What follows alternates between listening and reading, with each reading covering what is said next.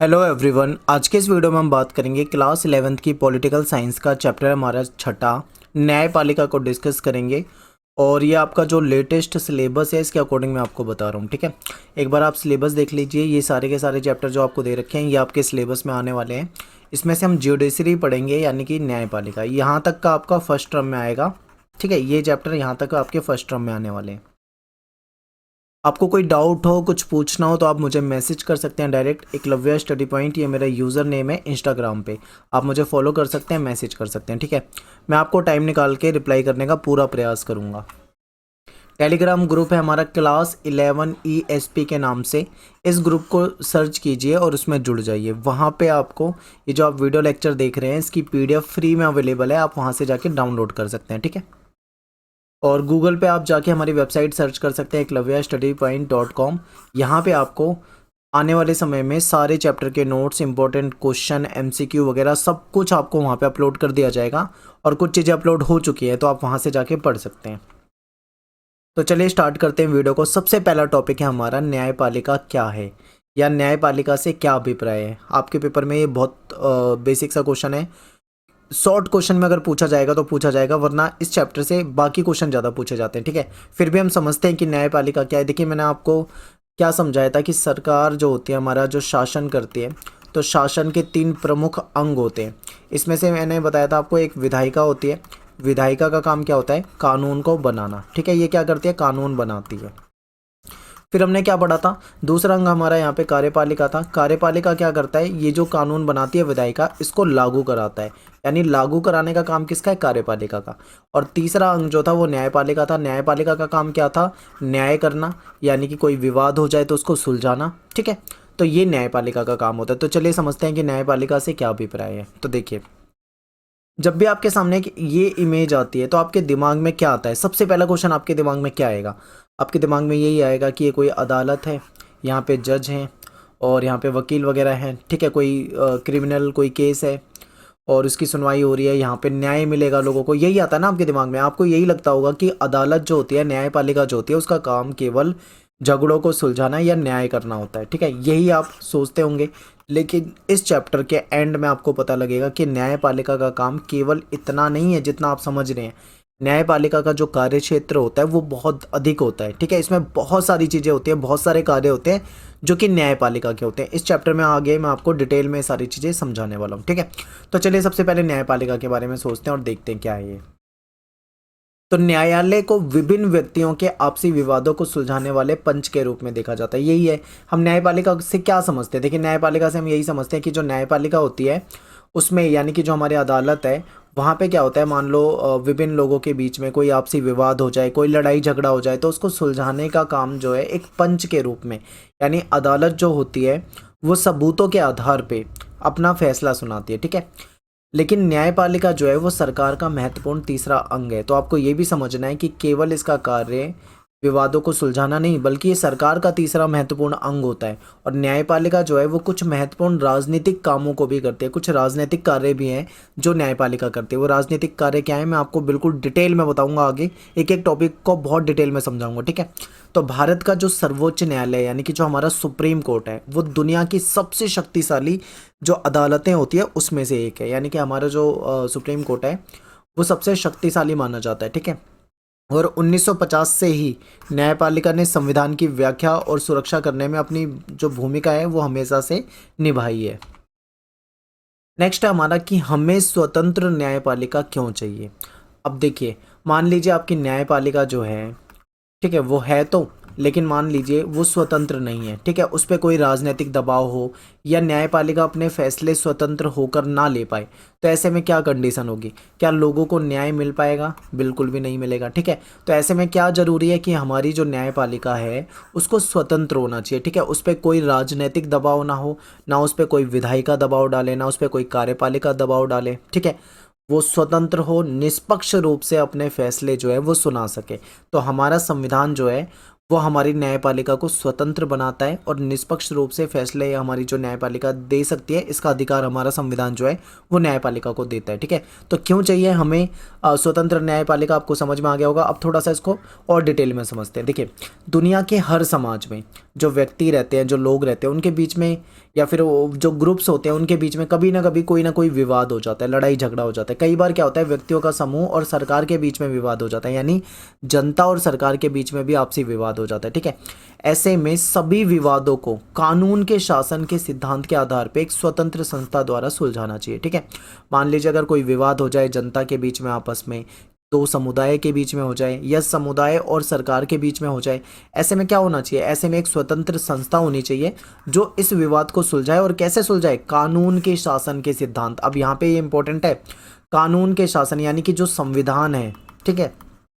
संविधान जो हक देता है, जो कानून देता है, उसके अकॉर्डिंग सुलझाना। ठीक है, बिल्कुल कानून के अनुसार सुलझाना, एक ऐसी स्वतंत्र संस्था होनी चाहिए।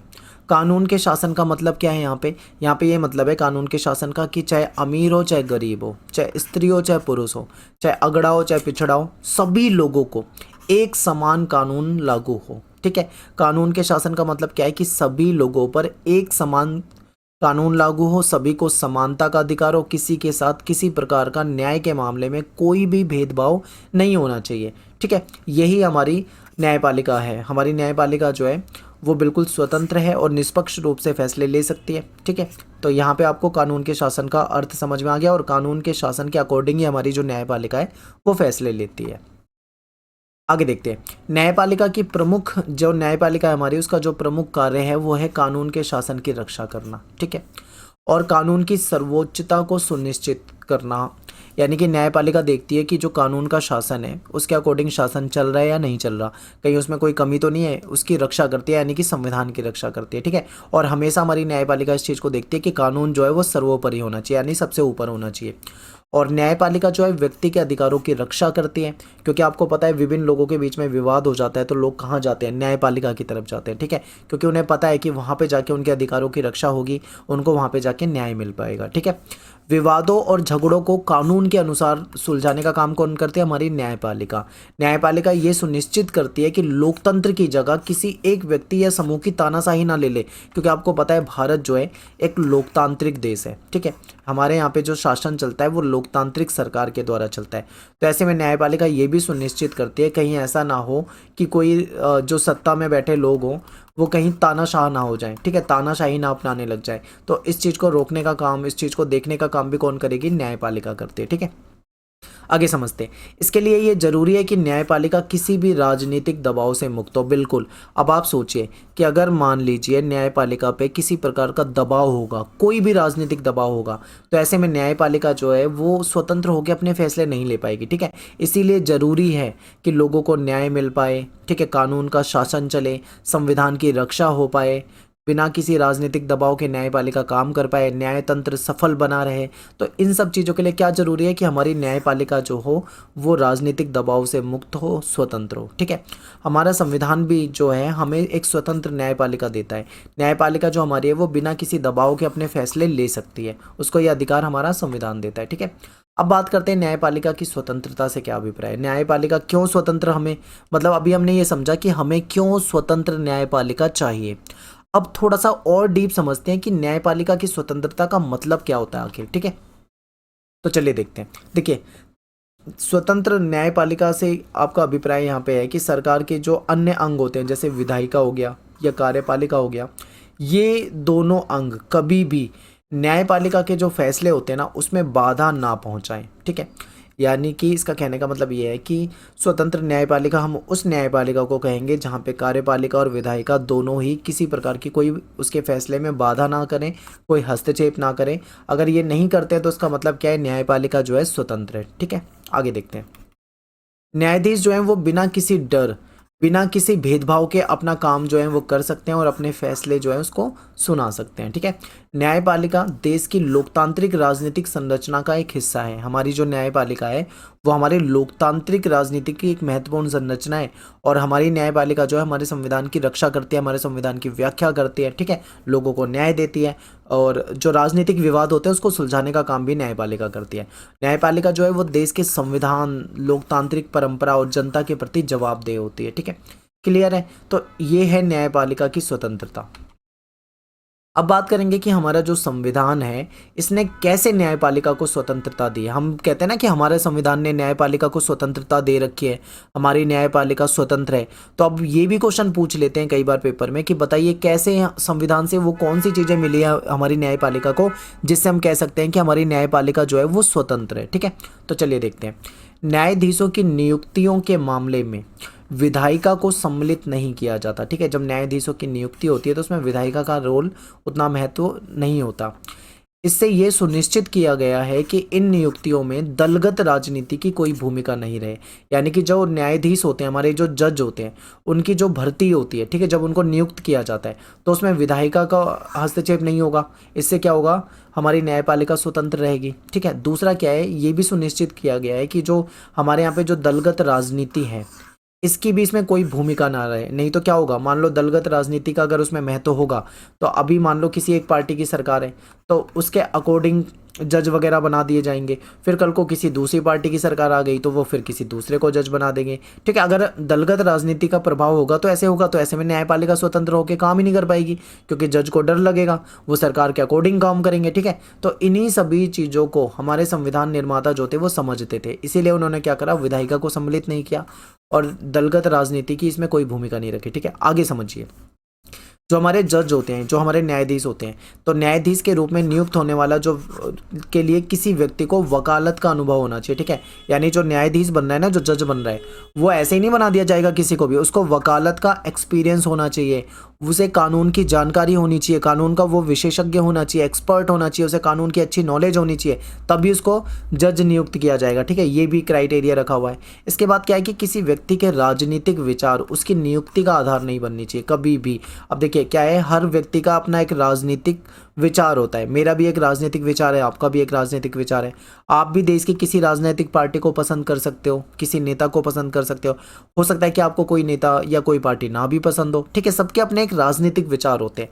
तो ऐसे में किसी भी व्यक्ति के राजनीतिक जो विचार हैं वो कभी भी उसकी नियुक्ति का आधार नहीं बनना चाहिए। ये ना हो कि भाई इसको फलानी पार्टी पसंद है तो उसको वो पार्टी उसको ही जज बना दे, ऐसा नहीं होना चाहिए कभी भी। ठीक है, आगे क्या है कि न्यायाधीशों की कार्यकाल जो होता है वो निश्चित होता है। ठीक है, यानी कि न्यायाधीश जो होते हैं, जज होते हैं, उनकी एक सरकारी नौकरी होती है। ठीक है, वो एक रिस्पेक्टेड पोस्ट पे होते हैं और उस पोस्ट की एक लास्ट डेट भी होती है, यानी कि रिटायरमेंट की भी एक डेट होती है। यानी कि उनका एक कार्यकाल निश्चित होता है कि भाई इस एज तक ये व्यक्ति न्यायाधीश के पद पे रहेगा। ठीक है, उसके बाद इसको रिटायर कर दिया जाएगा। तो ये पहले से फिक्स होता है, समझ रहे हो। आगे देखो, वे सेवानिवृत्त होने तक पद पे बने रहते हैं, यानी कि जब तक उनकी रिटायरमेंट की एज नहीं आ जाती तब तक वो अपनी पोस्ट जो होती है, उनका जो पद है न्यायाधीश का, उस पर वो बने रहते हैं। ठीक है, लेकिन एक चीज़ ये भी है, कुछ विशेष परिस्थितियों में न्यायाधीशों को हटा भी सकते हैं। ठीक है, हटाया भी जा सकता है, लेकिन वो कब हटाया जाएगा, जब उन पे महाभियोग लगाया जाएगा, यानी उनके ऊपर कोई आरोप लग जाए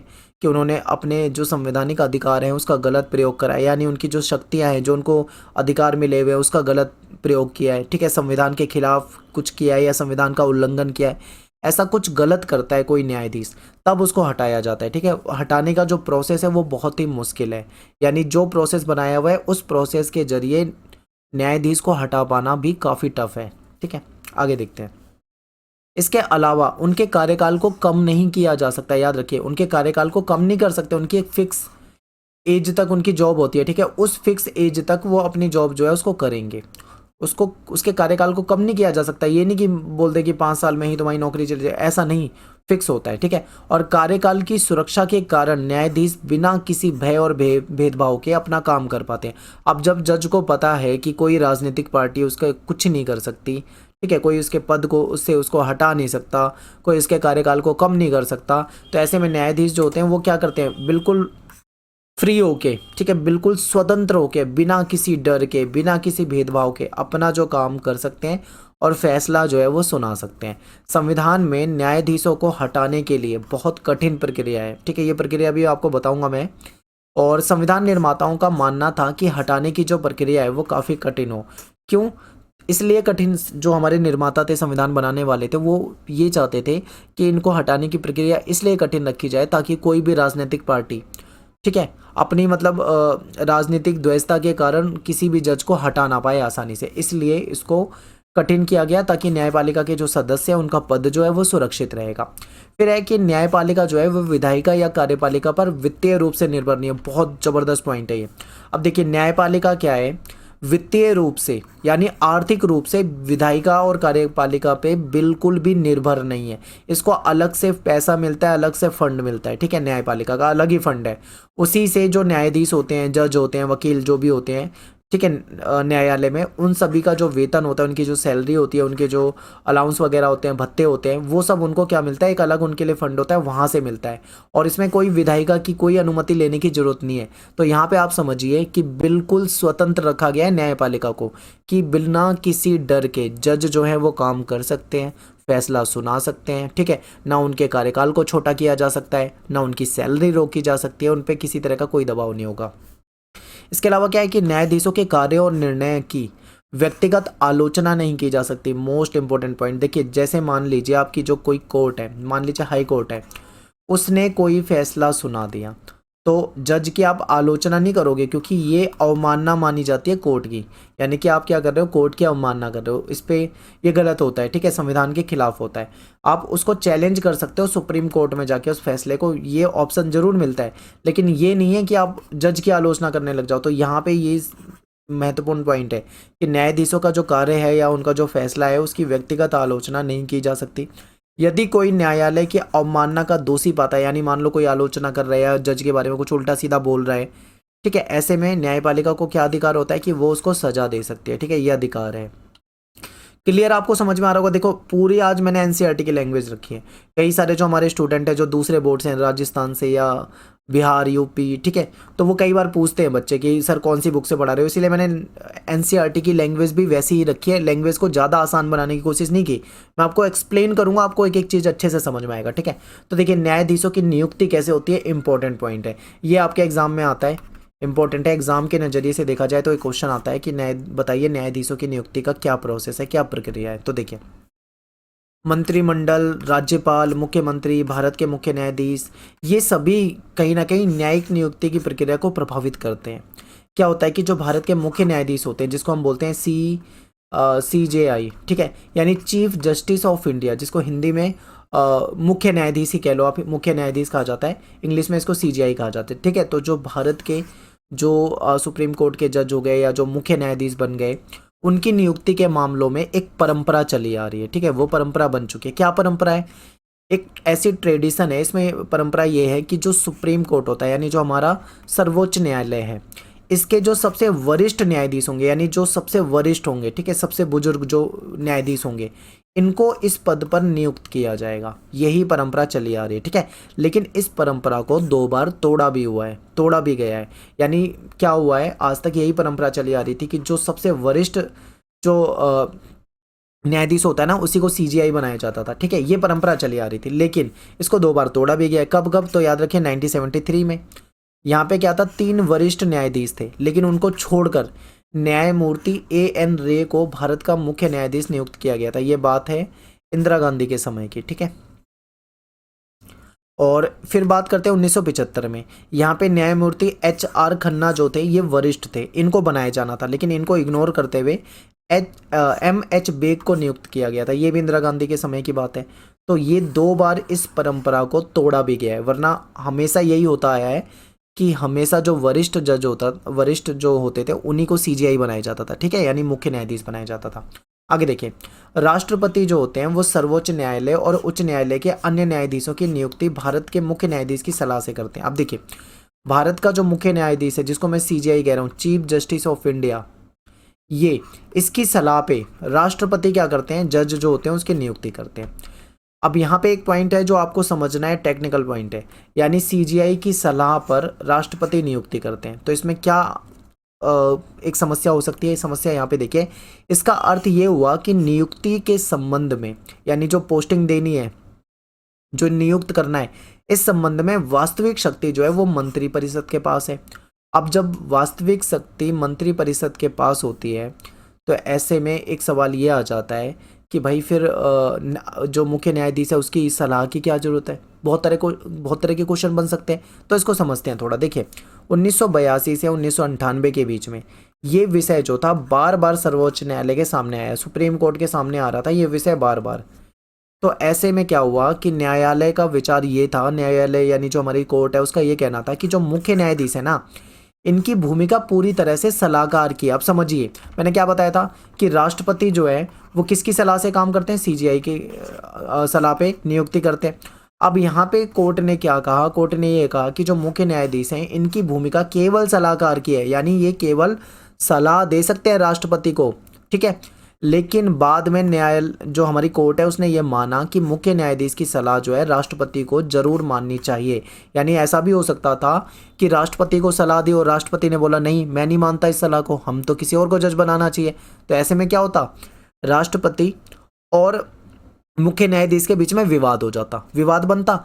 इसीलिए बाद में ये कहा गया कि जो राष्ट्रपति है उनको, जो सीजीआई है उनकी बात को मानना चाहिए, जरूर मानना चाहिए, ठीक है। यहाँ पे फिर यहाँ पे भी विवाद चल रहा था तो इसका एक और सॉल्यूशन निकाला गया। आप समझिए फिर क्या हुआ कि सर्वोच्च न्यायालय ने एक नई व्यवस्था बना दी, क्योंकि बार बार विवाद हो रहा था।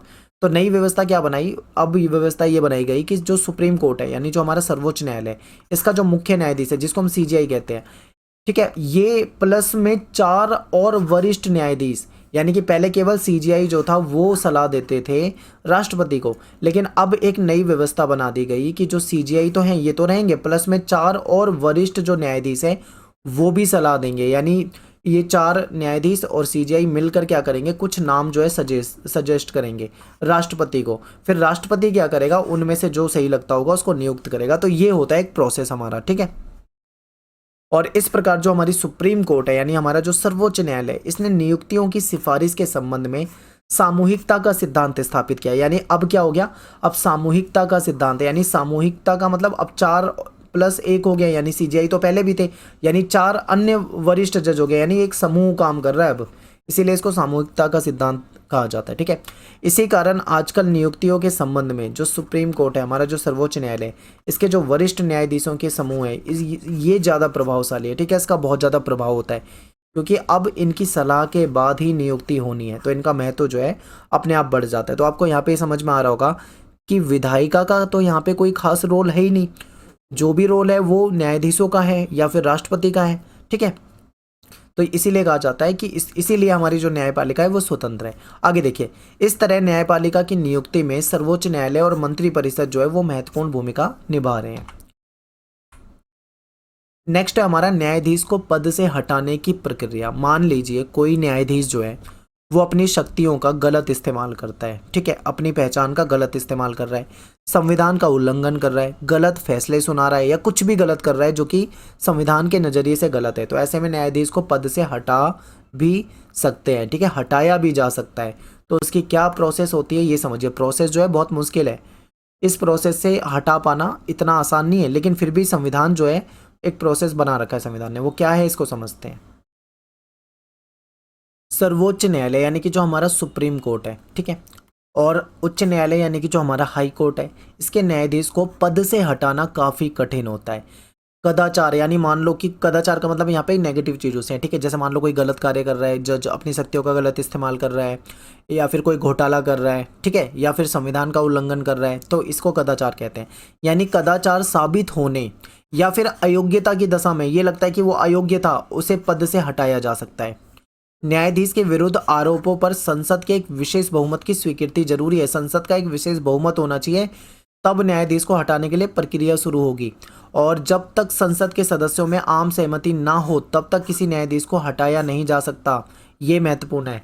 और जहां उनकी नियुक्ति में कार्यपालिका की महत्वपूर्ण भूमिका है, ठीक है, यानी नियुक्ति में कार्यपालिका की भूमिका होती थी। कार्यपालिका में आपको पता है ना, राष्ट्रपति थे, और कौन थे, और 4 CGI थे और अन्य जज वगैरह होते थे, यही होता था।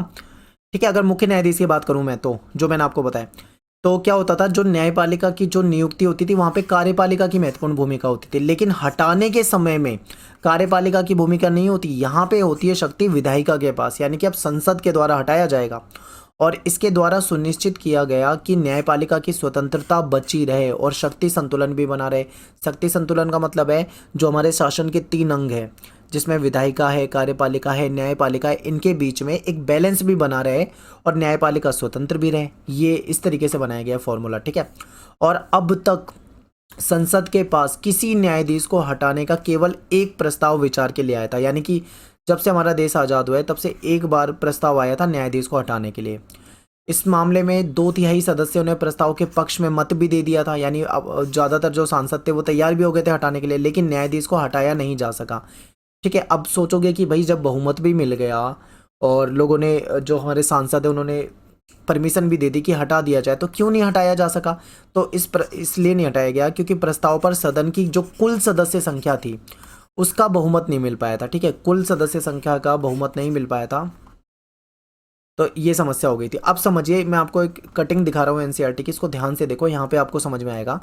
देखिए क्या था, 1991 में पहली बार संसद के 108 सदस्यों ने सर्वोच्च न्यायालय के एक न्यायाधीश को हटाने के लिए प्रस्ताव पे हस्ताक्षर किए थे।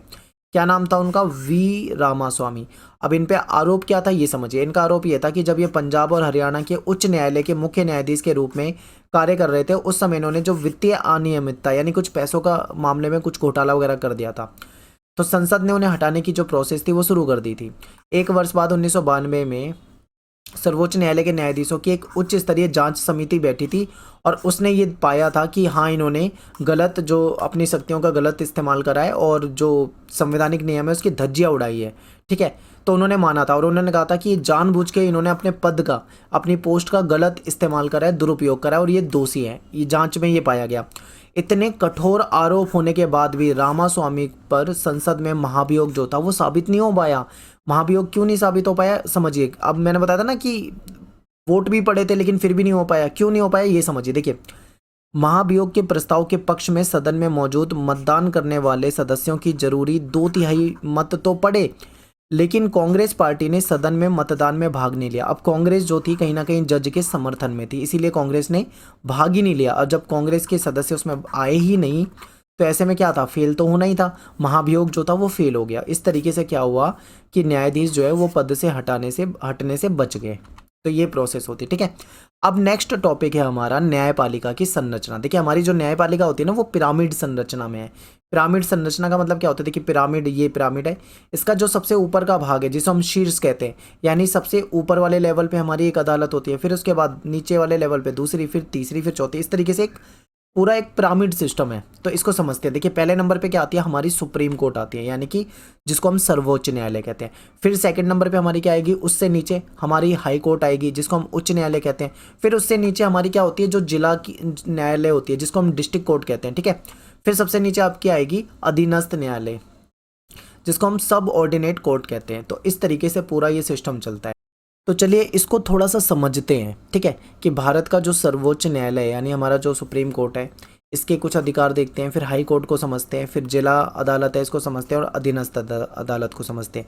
जो सबसे निचले लेवल पे अदालतें हैं हमारी, उसको अधीनस्थ अदालत कहा जाता है। ठीक है, सब ऑर्डिनेट जो हमारी कोर्ट होती है। तो ये किस मामले को देखती है? तो नीचे से शुरू करते हैं। ठीक है, यानी पिरामिड में जो सबसे नीचे वाले लेवल पे थी वो थी हमारी अधीनस्थ अदालत। इसमें क्या होता है? इसमें फौजदारी और दीवानी जो टाइप के मुकदमे होते हैं इस पे विचार किया जाता है।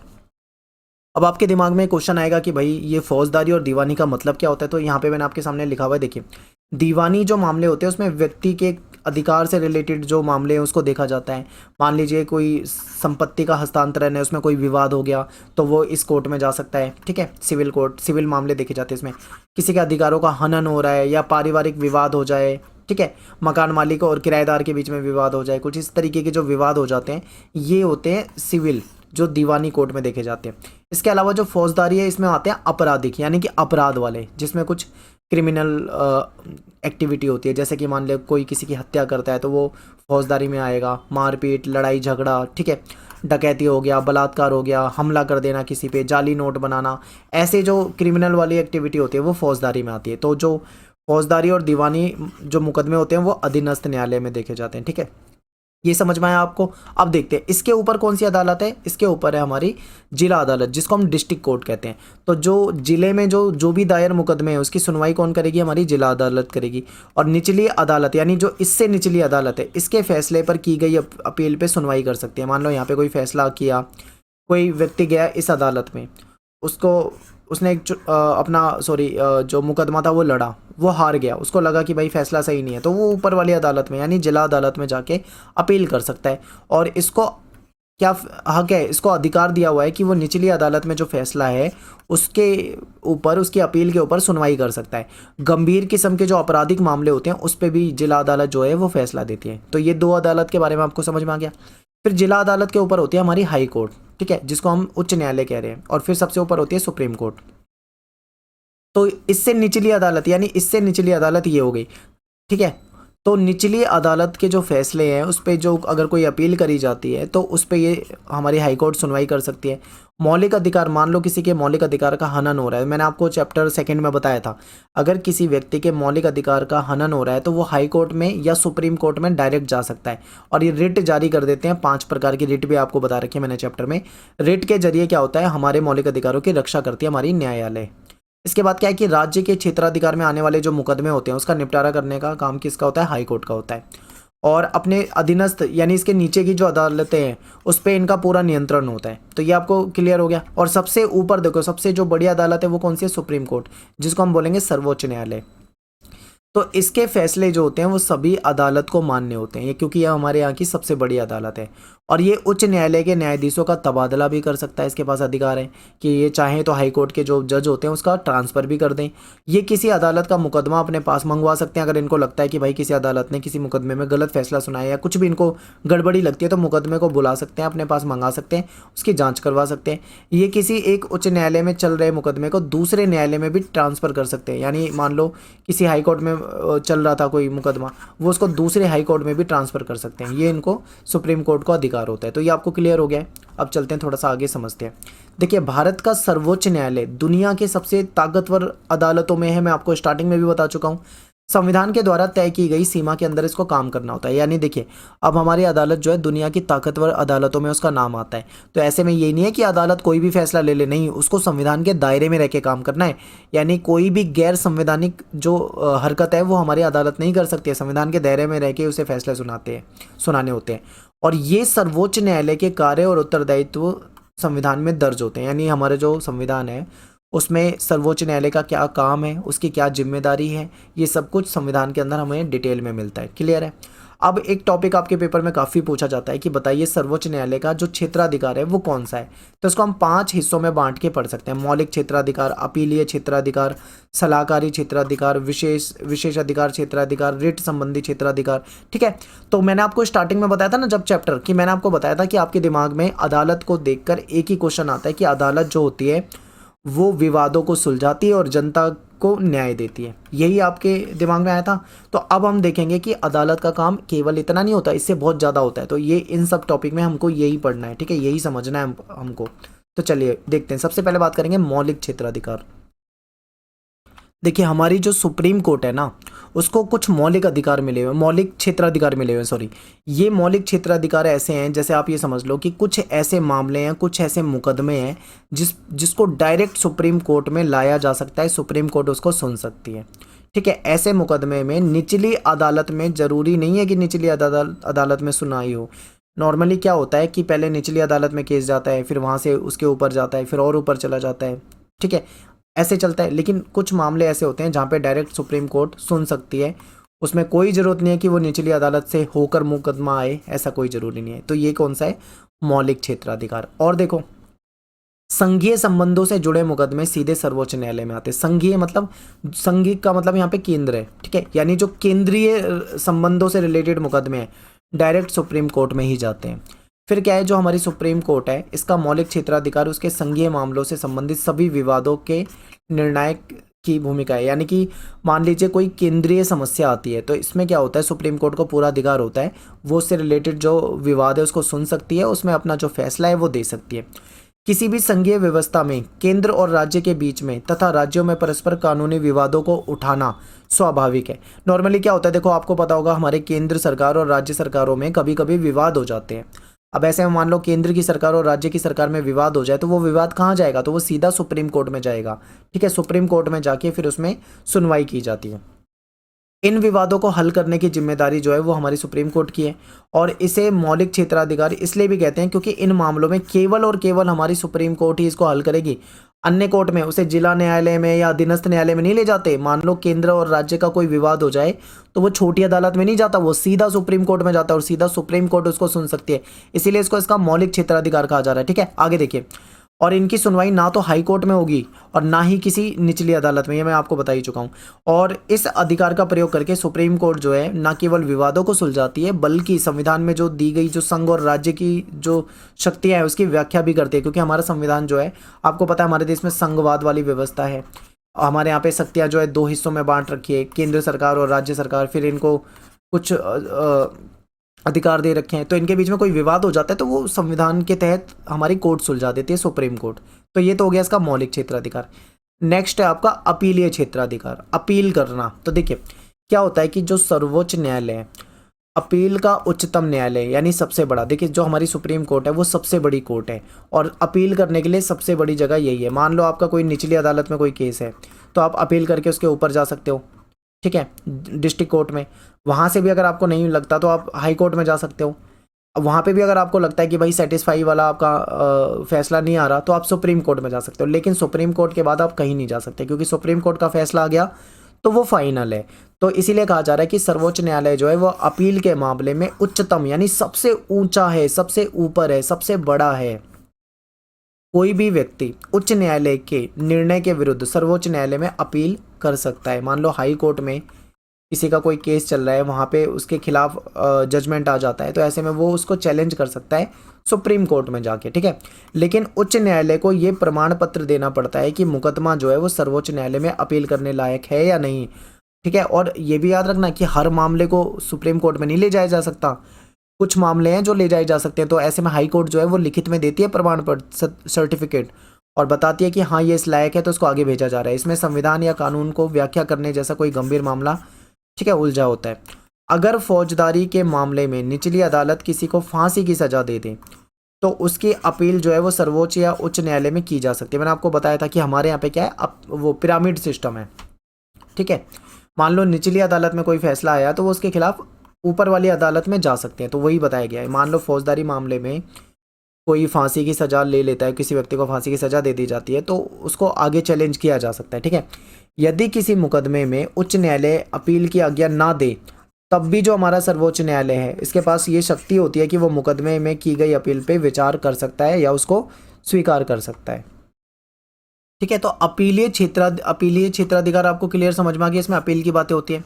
इसका मतलब ये होता है कि सर्वोच्च न्यायालय पूरे मुकदमे पे पुनर्विचार करेगा। मान लीजिए कोई अपील के जरिए कोई हाई कोर्ट से मामला सुप्रीम कोर्ट में चला गया तो अब सुप्रीम कोर्ट पूरे मामले को ध्यान से देखेगी, उस पर दोबारा से विचार करेगी। ठीक है, उस पर दोबारा से जांच होगी। अगर लगता है सुप्रीम कोर्ट को कि कानून या संविधान का वह अर्थ निचली अदालत ने नहीं समझा जो कि सर्वोच्च न्यायालय उसके ठीक है, यानी कि अगर मान लो सुप्रीम कोर्ट को लगता है कि कोई गलत फैसला है, आप साधारण भाषा में समझाता हूँ, अगर सुप्रीम कोर्ट को लगता है कि हाई कोर्ट से जो अपील आई है उस वाले मामले में जांच करने में पता लगा कि कुछ गलत फैसला हुआ है या हाई कोर्ट उस तरीके से संविधान के मामले को नहीं समझ पाई है, तो ऐसे में सुप्रीम कोर्ट के पास अधिकार होता है कि उसके जो जजमेंट होता है, जो उसका जो घोषणा होती है, जो उसका निर्णय होता है, उस निर्णय को बदल भी सकती है। ठीक है, उच्च न्यायालय को भी अपने नीचे की अदालत के निर्णय के विरुद्ध अपीलीय क्षेत्राधिकार मिले हुए हैं। तो ये बिल्कुल क्लियर है, आसान है। आगे चलते हैं। अब है रिट संबंधी क्षेत्राधिकार। आपको पता होगा मैंने आपको क्या बताया था चैप्टर 2 में कि मान लो हमारे मौलिक अधिकार का कोई हनन करता है, हमें मौलिक अधिकार मिले हुए हैं, तो हम उसके खिलाफ कहाँ पे जा सकते हैं? हम जा सकते हैं या तो हाई कोर्ट में चले जाओ या फिर हम सुप्रीम कोर्ट में जा सकते हैं। तो ऐसे में हाई कोर्ट और सुप्रीम कोर्ट जहाँ पे भी हम जा रहे हैं तो वो हमें हमारे मौलिक अधिकार को बचाने के लिए, उसकी सुरक्षा करने के लिए रिट जारी करता है, जो कि 5 प्रकार की होती है। वो रिट मैंने आपको डिटेल में 2nd चैप्टर में पढ़ाया है आप वहाँ पे वीडियो देख सकते हो, ठीक है। तो ये रिट जो मिलती है, इसके रिट के जरिए क्या होता है, वो हमारे जो मौलिक अधिकार से रिलेटेड जो भी अधिकार हैं उससे हमारे अधिकारों की रक्षा कर पाते हैं, ठीक है। अगला है सलाहकारी क्षेत्राधिकार। तो देखिए, सुप्रीम कोर्ट केवल फैसला नहीं सुनाती, ये सलाह भी देती है। कई सारे मामले में कानूनी सलाह देने का काम भी कर सकती है सुप्रीम कोर्ट, ठीक है। तो देखिए, जो हमारी सुप्रीम कोर्ट है इसके पास परामर्श यानी जो काउंसलिंग करना, गाइडेंस देना, इससे रिलेटेड क्या है, क्षेत्राधिकार है। इनके अनुसार भारत का जो राष्ट्रपति है वो लोकहित यानी जनता के हित में या संविधान की व्याख्या से संबंधित किसी विषय को सुप्रीम कोर्ट के पास परामर्श के लिए भेज सकता है, ठीक है। राष्ट्रपति को अगर किसी चीज़ में कानूनी सलाह लेनी है किसी मामले में तो वो सुप्रीम कोर्ट में भेज सकता है। लेकिन जो हमारी सुप्रीम कोर्ट है वो किसी विषय पे सलाह देने के लिए बाध्य नहीं है, यानी मजबूर नहीं है। वो चाहे तो ना भी दे सलाह, राष्ट्रपति ने मान लो भेज दिया, वो चाहे सुप्रीम कोर्ट तो नहीं भी दे सकती है, बाध्य नहीं है। और ना ही राष्ट्रपति बाध्य है कि मान लो सुप्रीम कोर्ट ने सुप्रीम कोर्ट ने कोई सलाह दे दी तो राष्ट्रपति भी बाध्य नहीं है कि वो उस सलाह को मानेगा ही, ठीक है। तो अब आपके दिमाग में ये आएगा कि फिर अगर ऐसा है तो फिर इसका क्या ही मतलब है, इस परामर्श का क्या उपयोगिता हुई। मान लो सुप्रीम कोर्ट ने कोई सलाह दे दी, राष्ट्रपति उसको नहीं मान रहा है, या फिर राष्ट्रपति ने भेजा, सुप्रीम कोर्ट उस पर सलाह ही नहीं दे रहा, तो फिर इसका मतलब ही क्या हुआ, आपके दिमाग में ही आएगा। तो इसका समझिए, इसकी एक उपयोगिता है। पहली तो यह है कि इससे सरकार को छूट मिल जाती है किसी महत्वपूर्ण मसले पर कार्रवाई करने से पहले वह अदालत की कानूनी राय ले ले। अब क्या होता है कि मान लीजिए कोई सरकार कोई कानून बना देती है, ठीक है, डायरेक्ट बना देती है संसद से पास करा के, बाद में पता लगता है कि उसमें कोई कानूनी पेच था, कोई समस्या थी, तो ऐसे में क्या है, सुप्रीम कोर्ट उसको निरस्त भी करवा सकती है। तो बाद में कानूनी दिक्कत आए तो इससे पहले ज़्यादा बेहतर है ना कि शुरू में ही राय ले लो, कानूनी राय ले लो। तो अगर शुरू में कानूनी राय ले लेंगे तो वो कानूनी बाद में जाके कानूनी विवाद से बच सकता है, तो ये फ़ायदा है इसका। सेकंड क्या है कि जो हमारी सुप्रीम कोर्ट है उसकी सलाह मानकर सरकार जो अपने प्रस्तावित जो निर्णय है या जो उसका विधेयक है उसमें संशोधन कर सकती है। एग्जाम्पल के लिए देखिए, मान लीजिए हमारी सरकार ने कोई विधेयक भेजा, बनाया, ठीक है, तो सरकार को लग रहा है कि भाई इसमें कोई कमी हो सकती है, तो वो उसको सलाह के लिए कोर्ट में भेज सकती है। जो हमारे जो जज वगैरह जो भी हैं वो उसको देखेंगे, उन्हें लगेगा कोई कानूनी दांव पेच फंस रहा है तो वो बता देंगे, नहीं लगेगा कि सब कुछ ठीक है तो वो उसको बता सकते हैं कि हाँ सही है। तो ऐसे में क्या है, उसके अगर सब कुछ सही है तो ठीक है चल जाएगा, मान लो कोई कमी है तो उसमें संशोधन कर सकते हैं, कमी पता लग जाती है, ठीक है, जो कि बाद में पता लगेगी, बाद में कोई दिक्कत हो। इससे अच्छा है कि उसको पहले ही जांच परख ले, तो ये फ़ायदा होता है इसका, यानी सलाह देने का भी काम है। फिर है विशेषाधिकार क्षेत्राधिकार। इसमें क्या होता है, जो हमारी भारतीय भूभाग की किसी अदालत द्वारा कोई भी मामला पारित हो या फिर कोई भी फैसला हो तो उसको स्पेशल पिटीशन के तहत अगर उस पर अपील की गई है तो ऐसे में सुप्रीम कोर्ट के पास उसको सुना जा सकता है, ठीक है। ये इसका विशेष क्षेत्राधिकार है। तो अब आपको समझ में आया होगा कि क्या क्या मतलब सुप्रीम कोर्ट हमारा काम करती है, हमारी न्यायपालिका क्या क्या काम करती है। तो वो आपको समझ में आ गया होगा कि हमारे मुकदमों को सुनती है, ठीक है, अपील को सुनती है, हमारे जो रिट जारी करती है, मौलिक अधिकारों की रक्षा करती है, कानूनी सलाह देती है, ठीक है, विशेष अधिकार भी इसको मिले हुए हैं। तो ये सारे काम होते हैं। इसके बाद एक बहुत अच्छा क्वेश्चन है, ये पेपर में आपके हमेशा पूछा जाता है, मैं आपको बताऊंगा इस चैप्टर में से अगर कोई सबसे ज़्यादा पूछा जाने वाला क्वेश्चन है तो वो न्यायिक सक्रियता है, ठीक है। तो अब ये न्यायिक सक्रियता क्या होता है ये आपको पता होना चाहिए। चलिए देखते हैं। देखिए, आपने जनहित याचिका का नाम सुना होगा, ठीक है।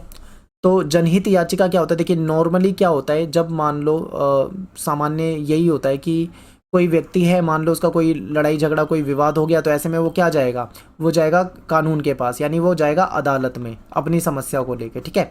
यानी उसकी पर्सनल समस्या थी या उसके परिवार से रिलेटेड किसी की समस्या थी तब वो गए, तो ये तो डायरेक्ट होता है। लेकिन कुछ मामले ऐसे होते हैं जहाँ पे मान लो ये व्यक्ति पीड़ित है पर ये कोर्ट में नहीं जा रहा बल्कि कोई दूसरा व्यक्ति इसकी समस्या को लेकर कोर्ट में जा रहा है, तो इसको जनहित याचिका कहते हैं, ठीक है।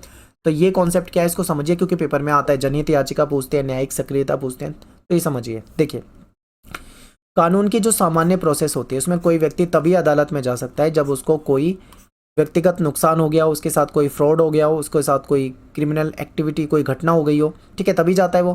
तो इसका मतलब ये होता है कि वो अपने अधिकार के उल्लंघन होने पर या किसी विवाद में फंसने पर कोई व्यक्ति इंसाफ के लिए जाके अदालत का दरवाज़ा खटखटाता है। ये तो हो गई नॉर्मल प्रोसेस। लेकिन 1979 में इस अवधारणा में कुछ चेंजेस आए। क्या चेंजेस आए, यहाँ पे एक बदलाव शुरू हुआ, यानी न्यायालय ने एक ऐसे मुकदमे पे सुनवाई करने का फैसला किया जिसमें पीड़ित लोगों ने नहीं बल्कि उनकी तरफ से दूसरों ने दाखिल की थी, ठीक है, जनहित याचिका। यानी कि पीड़ित व्यक्ति था कोई, लेकिन वो अदालत में नहीं गया, बल्कि उसकी जगह दूसरे लोग गए जो उसकी समस्या को लेके गए।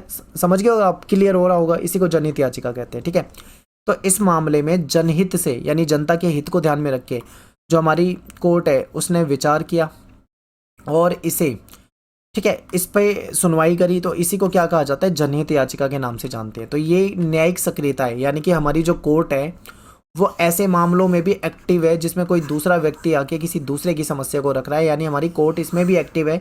इसी को न्यायिक सक्रियता कहते हैं, यानी हमारी जो न्यायपालिका है वो सक्रिय है बिल्कुल। आगे देखो, उसी समय क्या हुआ, सर्वोच्च न्यायालय ने कैदियों के अधिकार से संबंधित मुकदमे पे भी विचार किया और इससे ऐसे मुकदमों की फिर बाढ़ आ गई, यानी जो जन सेवा की भावना से रखे गए थे।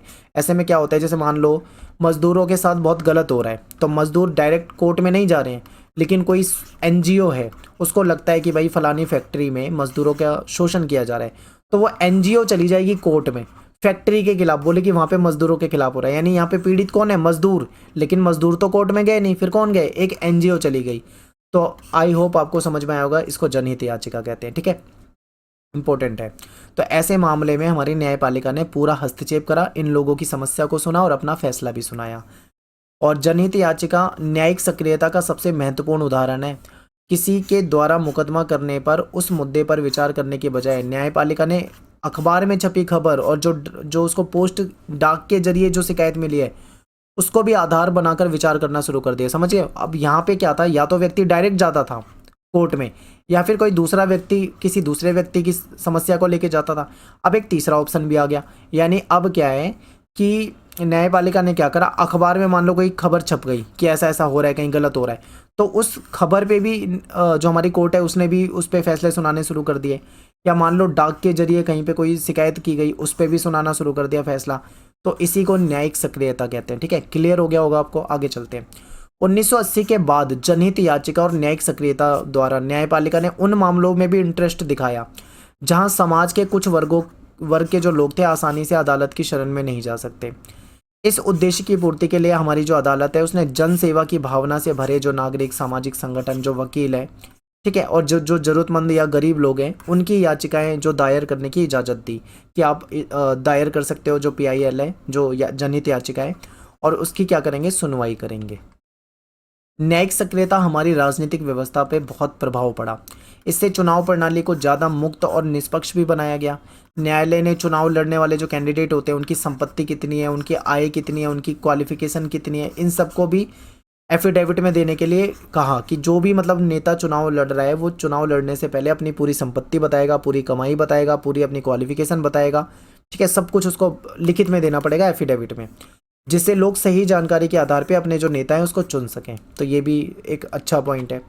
अब यहाँ पे देखो, एक न्यायिक सक्रियता जो है बहुत अच्छी चीज़ है, जनहित याचिका बहुत अच्छी चीज़ है, ठीक है, पर इसका एक नेगेटिव पॉइंट भी है। अब आप सोचोगे कि इसका नेगेटिव पॉइंट क्या हो सकता है, ये भी पेपर में आ जाता है। देखिए, आपको पता है कि हमारे देश की जनसंख्या कितनी है। हमारे यहाँ पे कोई व्यक्ति अगर एक बार अदालत चला जाए तो हो सकता है 50-50 साल तक उसका केस ही चलता रहे, उसको कोई फैसला ना मिले, ठीक है, कोई उसका न्याय ना मिले। कई बार तो ऐसा हुआ कि लोगों ने केस करा, वो मर गए और उनके बाद भी मतलब न्याय नहीं मिल पाया, उनकी एज खत्म हो गई, वो इस दुनिया में ही नहीं है, लेकिन केस चल रहा है। इतनी मतलब हमारी अदालतों पे केस का इतना दबाव है कि 20-20, 40-40, 50-50 साल तक केस चलते रहते हैं, तारीख पे तारीख मिलती रहती है। ठीक है, पहले से ही इतनी समस्या है, अब जब जनहित याचिका डाली जाने लगी है तो हमारी जो अदालत है उस पर काम का बोझ बढ़ गया है। जो काम हमारी विधायिका को करने चाहिए, जो कार्यपालिका को करने चाहिए, ठीक है, वो काम अब न्यायपालिका कर रही है। तो ऐसे में न्यायिक सक्रियता के कारण विधायिका, कार्यपालिका और न्यायपालिका के जो काम है उसके बीच में अंतर धुंधला हो रहा है, क्योंकि देखो संविधान क्लियर कर चुका है कि विधायिका का काम क्या है, कानून बनाना है, न्याय उसका कार्यपालिका का काम क्या है, उसको लागू करना है, न्यायपालिका का काम क्या है, विवाद सुलझाना है। अब समझ लो, सबके काम तो पहले से संविधान निर्धारित कर चुका है, लेकिन न्यायपालिका क्या कर रही है, उन समस्याओं को भी देख रही है जो विधायिका और कार्यपालिका को करने चाहिए। यानी कि न्यायालय ऐसी समस्या में, ऐसी प्रॉब्लम में उलझ गया है जिसे कार्यपालिका को हल करना चाहिए। एग्जाम्पल बहुत अच्छा है आपके सामने, देखिए, वायु या ध्वनि प्रदूषण दूर करना, भ्रष्टाचार के मामले की जांच करना, चुनाव सुधार करना, ये सारे न्यायपालिका के काम नहीं है, लेकिन फिर भी न्यायपालिका जनहित याचिका के द्वारा कर रही है। तो आपको समझ में आया होगा कि इसका एक नेगेटिव पॉइंट भी है। ठीक है, ये आपको समझना है। नेक्स्ट है आपका टॉपिक न्यायपालिका और अधिकार, जिसमें हम न्यायिक पुनर्वलोकन पढ़ेंगे। तो न्यायिक पुनरावलोकन जो होता है इसका क्या मतलब होता है, इसका क्या अर्थ होता है, इसे समझते हैं। देखिए, सर्वोच्च न्यायालय किसी भी कानून की संवैधानिक जांच कर सकती है, यानी उसका पुनरावलोकन कर सकती है। मान लीजिए कोई कानून बना दिया गया है और कोर्ट को पता लगता है कि इसमें कुछ कमियां हैं, तो कोर्ट क्या कर सकती है, उसकी जांच कर सकती है। यदि यह संविधान के प्रावधानों के विपरीत मिलता है, यानी कि वो जो कानून है जिसकी जांच कोर्ट कर रही है, ऐसा लगता है कि वो, उसे पता लगता है कि ये जो संविधान है उसके अकॉर्डिंग नहीं है, उसके अपोजिट है, यानी कि उसका उल्लंघन है, तो ऐसे में गैर संवैधानिक उसको घोषित किया जा सकता है। ये अधिकार किसके पास है, हमारी कोर्ट के पास है, जिसको हम न्यायिक पुनरावलोकन के नज़रिए से जानते हैं। ठीक है, केंद्र राज्य संबंध के मामले में सर्वोच्च न्यायालय न्यायिक पुनरावलोकन की शक्ति का प्रयोग कर सकती है। न्यायपालिका विधायिका द्वारा पारित कानूनों की और संविधान की व्याख्या करती है। ठीक है, न्यायपालिका जो है वो क्या करती है, जो विधायिका के द्वारा जो कानून बनाए जाते हैं उसको और जो संविधान है उसकी व्याख्या करती है। ठीक है, तब प्रभावशाली ढंग से संविधान की रक्षा करती है। नागरिकों के अधिकारों की रक्षा भी कौन करती है, हमारी न्यायपालिका करती है। जनहित याचिकाओं के द्वारा नागरिकों के अधिकारों की रक्षा करना भी न्यायपालिका की शक्ति में बढ़ोतरी करता है। ये सारे ही न्यायपालिका की जो न्यायिक पुनरावलोकन की शक्ति है उससे रिलेटेड है। ठीक है, तो ये सारे पॉइंट आपको याद रखने हैं। इसके बाद है न्यायपालिका और संसद। देखिए, एक इम्पॉर्टेंट पॉइंट है कि न्यायपालिका और संसद के बीच में कई बार विवाद हुए हैं। ठीक है, वो विवाद कौन कौन से थे ये हमको समझना है। तो देखिए, संविधान लागू होने के तुरंत बाद संपत्ति के अधिकार पर रोक लगाने की संसद की शक्ति पर विवाद खड़ा हो गया था। अब ये विवाद क्या था ये समझिए। देखिए, क्या था कि उस समय में कानून बनाया गया था जो कि जमींदारी प्रथा के खिलाफ था, यानी जमींदार लोग जो होते थे वो बहुत अमीर लोग होते थे, इनके पास बहुत सारी ज़मीन होती थी। इस ज़मीन को ये किसानों के द्वारा उस पर खेती करवाते थे, टुकड़ों में बांट बांट के। ठीक है, यानी इनके पास बहुत ज़्यादा संपत्ति होती थी। तो सरकार ने ये देखा कि हाँ, भारत जो है वो कृषि प्रधान देश है और यहाँ पर खेती से ही सब कुछ चलता था, और खेती करने वाले जो हमारे किसान हैं उनके पास खुद की ज़मीन ही नहीं है, यानी बहुत कम किसान हैं जिनके पास अपनी खुद की ज़मीन होती थी। ज़मीन किसके हाथ में होती थी, जमींदार के हाथ में होती थी, इसके पास बहुत ज़्यादा संपत्ति होती थी। तो ऐसे में सरकार ने क्या सोचा कि जमींदारों की ज़मीन जो है इसको किसानों में अगर बांट दिया जाए या इस पर कुछ लिमिट लगा दी जाए तो इससे किसानों का भला हो जाएगा। तो ऐसे में सरकार ने क्या करा, जो हमारा पहले देखिए संपत्ति का अधिकार जो है ना, पहले हमारा मौलिक अधिकार था, याद रखिए पहले ये मौलिक अधिकार होता था।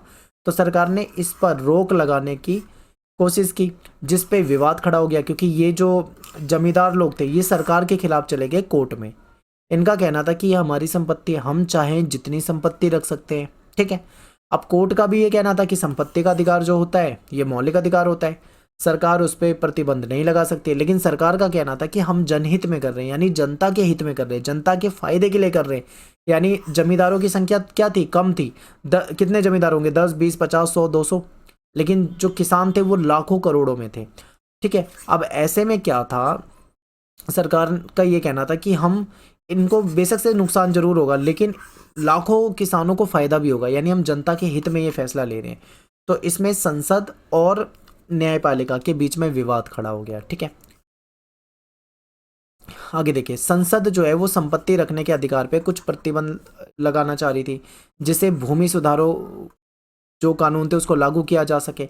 लेकिन न्यायपालिका जो थी वो कहीं ना कहीं इसमें विवाद चल रहा था। न्यायालय ने निर्णय दिया कि संसद जो है मौलिक अधिकारों को सीमित नहीं कर सकती, यानी जो मौलिक अधिकार हमारा जो संविधान हमको देता है उसको कम नहीं कर सकती संसद। अब जब कम नहीं कर सकती तो उस पर रोक नहीं लगा सकती। तो यहाँ पे क्या हो गया, न्यायपालिका और संसद के बीच में विवाद हो गया। क्लियर है, आपको समझ में आया, आगे देखते हैं। लेकिन बाद में क्या हुआ समझिए, बाद में क्या हुआ, सरकार ने संसद ने संविधान में संशोधन कर दिया और ये जो हमारा संपत्ति का अधिकार था ना, ये मौलिक अधिकार से हटाकर इसको सामान्य कानूनी अधिकार बना दिया था। ठीक है, तो देखिए इसके बाद देखिए 1967-73 के बीच में ये काफ़ी मतलब ये जो विवाद था काफ़ी गहरा रहा। भूमि सुधार कानून के अलावा निवारक नज़रबंदी कानून हो गया, या नौकरी में आरक्षण की बात हो गई, या सार्वजनिक उद्देश्य के लिए निजी संपत्ति का अधिग्रहण कर लेना। ठीक है, ऐसे कई सारे जो कानून थे उसको लेकर भी बीच में कुछ कुछ विवाद जो थे वो विधायिका और न्यायपालिका के बीच में चलते रहे। ठीक है, आने वाले समय में भी विवाद चलता रहा।